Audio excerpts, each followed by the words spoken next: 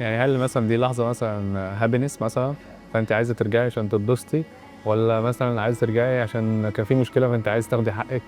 أو مثلًا ما عرفتيش تردّي بطريقة معيّنة، أو أنتِ عايزة تاخدي حقِّك في حاجة معيّنة، أو حاجة موقف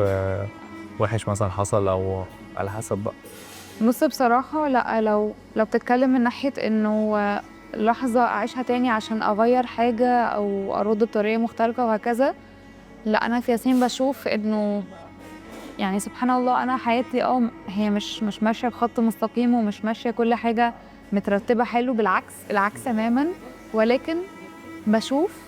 من نظرة بعيدة كده كل حاجة حصلت بتدبير لطيف أوي من ربنا، بلطف من ربنا، وكل حاجة بالوِحِش فيها قبل الحلو هي اللي كوّنت ياسمين زي ما هي دلوقتي، فعمري ما أكون عايزة أرجع عشان أغيّر حاجة خالص، بالعكس ممتنة لكل حاجة بكل ألوانها. يمكن آمم، يمكن لو لحظة عايزة أعيشها بس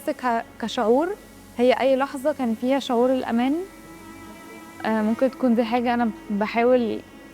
يعني أوصل لها دلوقتي، ممكن ف ف فأحب إن أنا